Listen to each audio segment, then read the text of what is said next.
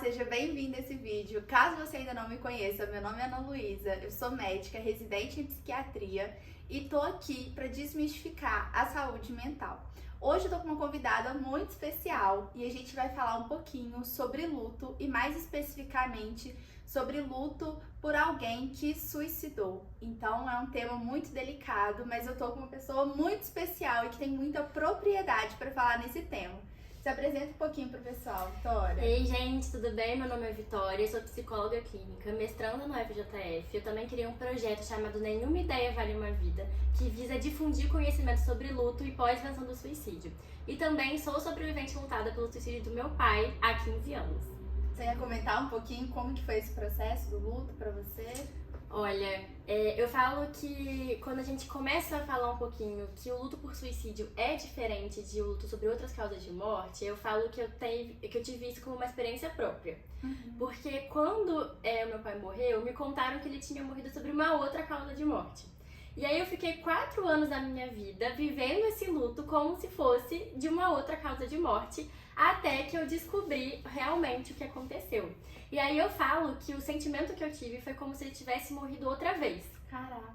Exatamente. E aí o que acontece foi que a sensação que eu tive foi que eu comecei o luto do zero, depois de 4 anos, tudo de novo. E você tinha quantos anos quando ele faleceu? Quando ele faleceu eu tinha 11 anos. Entendi. E aí quando eu descobri eu tava no meio da adolescência, né? Agora você imagina.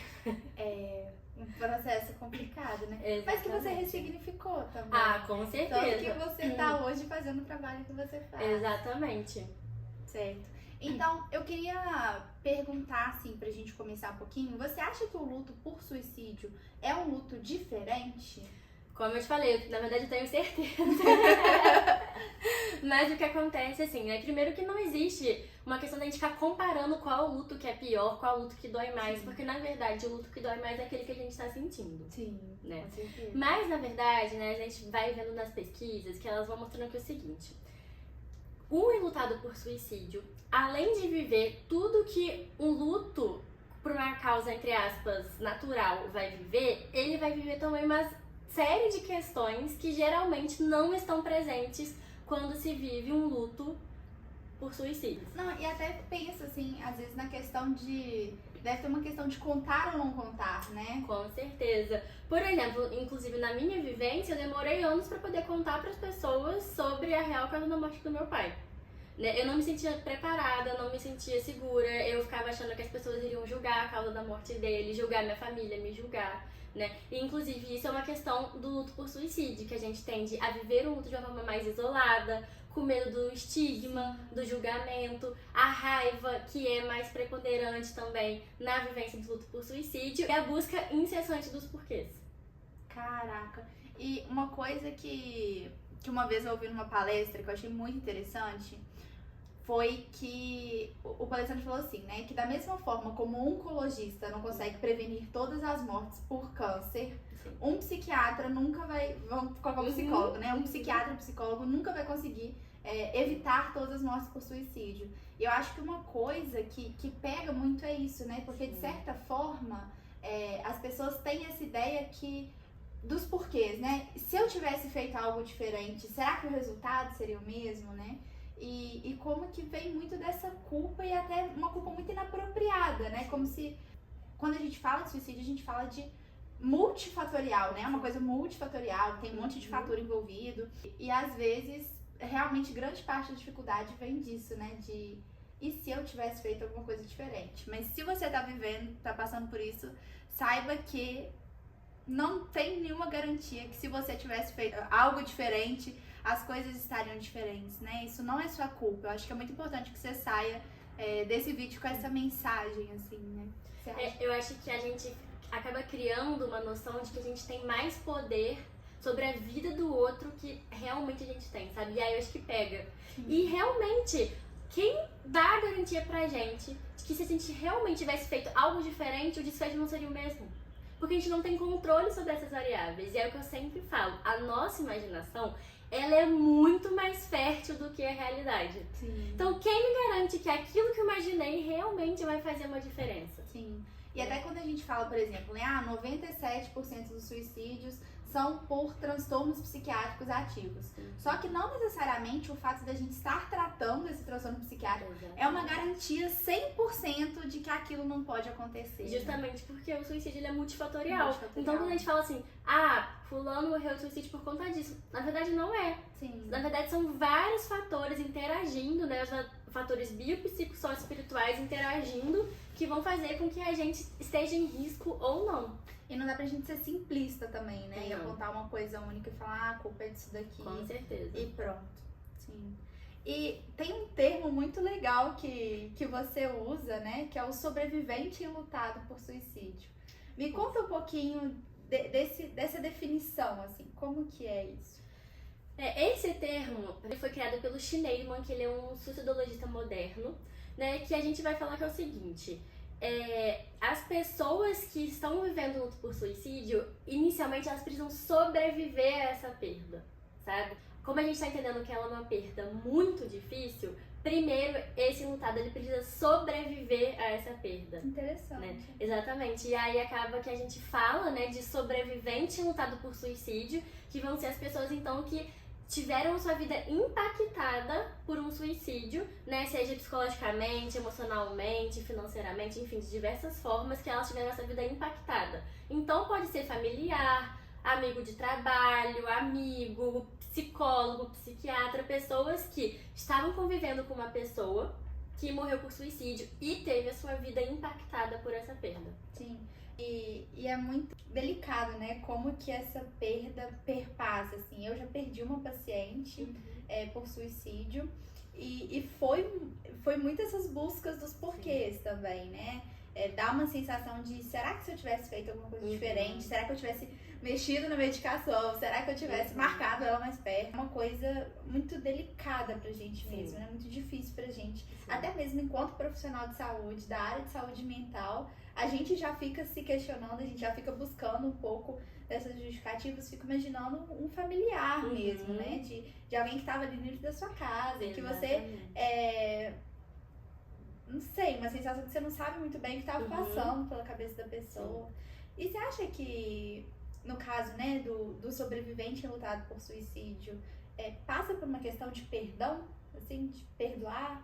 De perdoar tanto a pessoa quanto o auto-perdão também, né? Porque a gente acaba se julgando também, entendeu? A gente fica se culpando, né? Imaginando, como eu falei, o que eu poderia ter feito de diferente, o que eu fiz de errado, o que eu errei, né? Então acaba que tem sim essa questão de perdoar. Por quê? Porque o inocente por suicídio, muitas das vezes, ele se sente abandonado. Porque a gente tá entendendo ali que o suicídio, obviamente que ele é multifatorial, tem várias nuances, mas que foi uma escolha. Sim. Entendeu? Então se foi uma escolha, tem essa questão de se sentir um abandono, de se sentir um desamparo. Sim. Entendeu? E aí sim existe essa necessidade, né? Aí eu não vou generalizar pra todo mundo, né? Mas assim, é comum de que a gente precise também trabalhar essa questão não só do perdão, mas também do auto-perdão, de entender que a gente não conseguiria fazer mais nada, que a gente fez tudo que estava dentro do nosso alcance naquele momento para aquela situação. Sim. Realmente é muito, muito complexo, assim, né? E até queria deixar um recado no meio desse vídeo, que se você tá passando por uma situação, se você tem pensamentos de se fazer mal de alguma forma, é importante que você busque ajuda, sabe?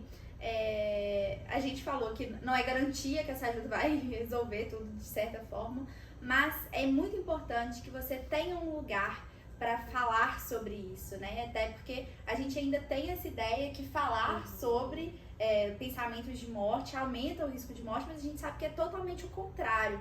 Falar sobre isso com um profissional, com uma escuta adequada, com uma escuta empática, acolhedora, vai te ajudar a entender melhor esses sentimentos, a olhar mais para isso e a encontrar possíveis soluções. Até porque geralmente a pessoa que pensa, né, em suicídio de certa forma, ela sente que aquilo é uma solução, que é a única solução possível para aquele problema dela. E às vezes a gente, enquanto profissional de saúde mental, a gente vai estar ali atuando em encontrar outras possíveis soluções que talvez você não esteja vendo, né? Com certeza, com certeza.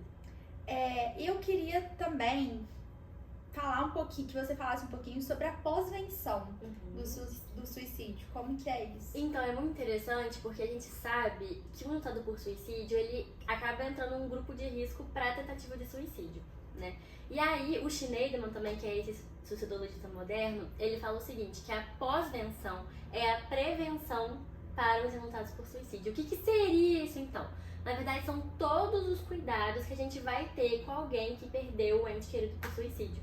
Caraca. Sabe? E isso vai perpassar por diversas áreas, né? Tanto ajuda psicológica, quanto livros, sites, documentários, também com ajuda jurídica, ajuda financeira, porque tudo bem que hoje em dia, até que isso não é tão comum assim, mas antigamente, por exemplo, se um ente querido morresse por suicídio, às vezes não recebia seguro de vida, ou às vezes algum trâmite burocrático ali era algo mais penoso, sabe? Durava mais tempo para poder fazer, justamente por conta da causa da morte. Né? Então, assim, tem toda essa questão, né, de você ajudar não só psicologicamente, também tem os grupos de apoio que são voltados exclusivamente para os enlutados por suicídio. Inclusive, né, deixando esse momento, se você tá passando por essa situação, a Vitória tem um grupo, já tem quanto tempo? 3 anos. Na verdade, 4 anos esse ano agora. Olha só, 4 anos, e é um grupo que tem crescido cada dia mais. É um grupo gratuito, gente. Super interessante. Faz a sua publi. Então, a gente tem um grupo no NIV que acontece sempre na primeira quinta-feira de cada mês, 7h30 da noite. A participação é gratuita, mas a gente pede que você se inscreva previamente para poder ter um controle sobre quem está participando, às vezes um contato de um familiar para emergência, alguma coisa nesse sentido, tá? Mas é um grupo muito bacana, só é permitido a participação de pessoas que estão vivendo um luto por suicídio, né? Então, pessoas que estão em crise suicida não participam, nem pessoas que estão vivendo um luto sobre uma outra causa de morte. Mas é um grupo muito acolhedor, onde você vai ser não só acolhido e ajudado, como também vai se inspirar nas histórias dos outros e também poder inspirar outras pessoas também. Sim. E além disso, recentemente, né, no NIV, o NIV, se você não pegou, é o Nenhuma Ideia Vale Uma Vida, que é a página da Vitória. E na página, né, do NIV, recentemente, você lançou um e-book, né? Me conta um pouquinho como que foi isso. Então, eu comecei a reparar que as pessoas que estavam vivendo um luto por suicídio muito recente, elas tinham uma certa dificuldade de encontrar nas redes sociais, na internet, enfim, informação de qualidade sobre o assunto. E como é muita informação, acabava que elas ficavam um pouco perdidas, sabe? Inclusive, foi uma coisa que eu vivenciei também. Inclusive, é por isso que eu criei o NIV. Porque eu falei assim, gente, tem tanta informação, tanta coisa que é mentira, tanta coisa que é mito, como que eu vou fazer pra poder entender o que tá acontecendo? E aí fui eu estudando, falei assim, já que eu tô estudando, eu vou compartilhar o que eu tô aprendendo lá no NIV.